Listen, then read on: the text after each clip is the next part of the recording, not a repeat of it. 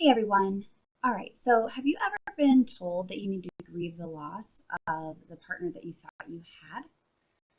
I was once told that, and since that time I've said it to a lot of people, but I want to check in with you to let you know what that actually means.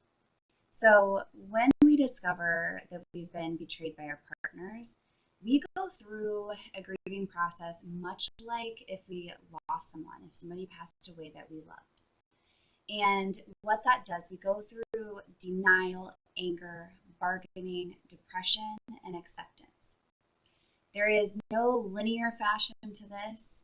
You are going to go through some denial and then anger, and then you might start to feel like, you know what, okay, this is where we are, I accept it, and then jump right back to anger. All of it's normal because that's generally the biggest question people say is this normal? Is this how I should feel? Yes, because you have just been taken on a roller coaster. And I do promise you that at some point you're going to be able to get off of this and move past it. But one thing we do have to do is grieve the relationship that we thought we had. Now, that does not mean that your partner is nowhere near the person that you thought they were. That they're still that person. They've just made a horrible mistake and decision, and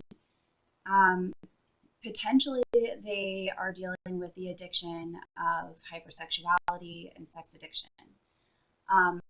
That is not for me or anybody else to decide for you whether or not you want to stay in that relationship.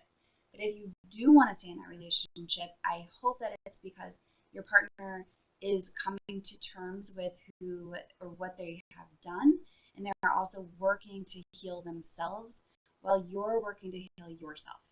So along the path of healing, we grieve that person that we thought we were with because we have to move past that. We have to begin to create a relationship with our partners that is brand new.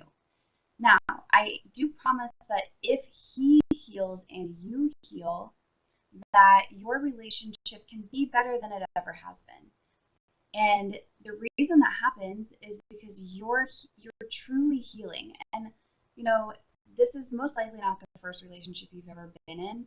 And we tend to not fully heal from all of our past issues and traumas and relationships. And so when you go through a program like the Sanity After Betrayal program, it is helping you break free of all these traumas that have happened in your life. It's helping you really heal your heart and know yourself so that you can find this confidence in yourself that you can move forward, and you can do it in this way that you're just shining and you're brighter and you're lighter because you're not so fearful and stressed. So we do want to put to rest this idea of this glorious relationship. Maybe we were naive at times. Maybe, we just pushed it under the rug when we felt like things weren't right. And you're going to move into the type of person that you do start to listen to your gut. You know that you have this confidence about you and you can trust yourself again. And so when anybody approaches you and says that, you might be grieving the loss of that person, that's a good thing. You want to. You don't want to keep that person around that continuously hurts you. But if he's working on him and you're working on you, and then you two can come together as healthy individuals, that's when you're going to feel this sense of acceptance. I have heard it multiple times, women saying, I'm actually glad that that happened, right? I mean, that's such a shocking statement, but why would they say that? I'm actually glad my spouse cheated on me.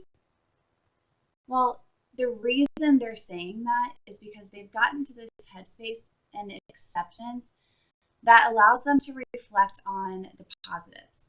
The positives in their cases being, if that significant event had never happened, they would have continued along the same path that they were on. And it truly was a slow path to destruction. Those women were stuck in this denial phase for a long time. They knew knew something was wrong. They knew their partner wasn't fully sharing everything.